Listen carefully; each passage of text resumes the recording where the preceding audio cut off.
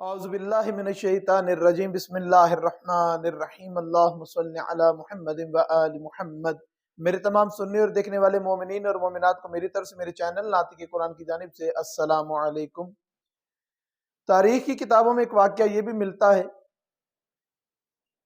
کہ علامہ شیخ جعفر علیہ رحمہ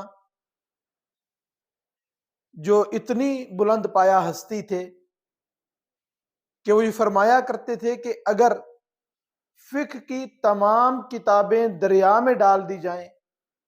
تو خدا نے مجھے اتنا علم عطا کیا ہے کہ میں سب کتابیں دوبارہ لکھ سکتا ہوں۔ اتنے جید عالم دین، مراجع کے مقام پر ان کا رتبہ، عالم ہونا اور شانوں پہ ابا کا ہونا، عالم ہونا اور سر پہ امامہ ہونا، یہ الگ الگ چیز ہے۔ ضروری نہیں کہ ہر صاحب امامہ اور صاحب ابا جو ہے وہ اتنے عظیم مرتبے اور مقام پر پہنچا ہو جتنے مرتبے پر شیخ جعفر علیہ رحمہ پہنچے ہوئے تھے۔ کسی شخص نے انہیں کچھ رقم خمس کی لا کر دی اور انہوں نے حرم میں بیٹھ کر وہ تمام جو خمس آیا ہوا تھا سادات کو اعلان کیا کہ جو جو اپنا حق ہے جس کا وہ آ کے یہ حق اپنا لے جائے۔ سید آتے رہے، اپنا حق لے کے جاتے رہے، یہاں تک کہ وہ خمس کی رقم ختم ہو گئی۔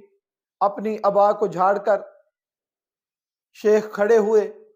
اور نماز مغرب کا وقت ہو چکا تھا کہ نماز مغرب کی جماعت کرانے کے لیے کھڑے ہو گئے مصلی نماز پر۔ اللہ اکبر کہا، نماز شروع ہو گئی۔ جب یہ خمس کی رقم تقسیم کی گئی، ارد گرد علاقوں میں بھی بات پھیل گئی کہ خمس کی رقم جو ہے وہ بانٹی جا رہی ہے، تو کوئی غریب سید جو بظاہر واقعہ جب پڑھا جاتا ہے دیکھا جاتا ہے تو لگتا ہے کہ بہت ضرورت مند تھا، اس کو خبر ملی۔ وہ قبلہ شیخ جعفر علیہ رحمہ کے پاس آیا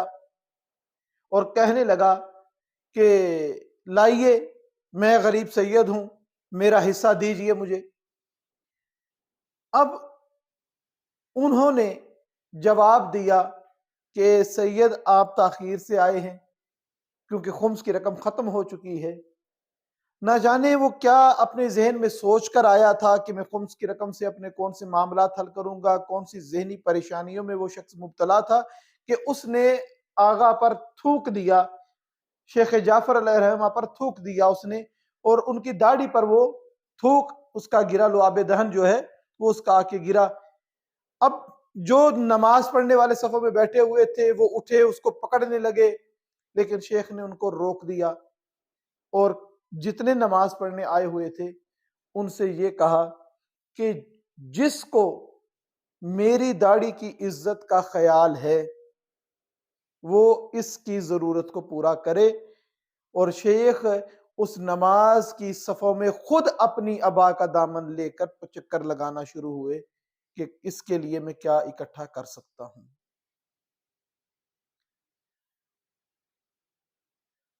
علم سے انسان کو کمال حاصل ہوتا ہے،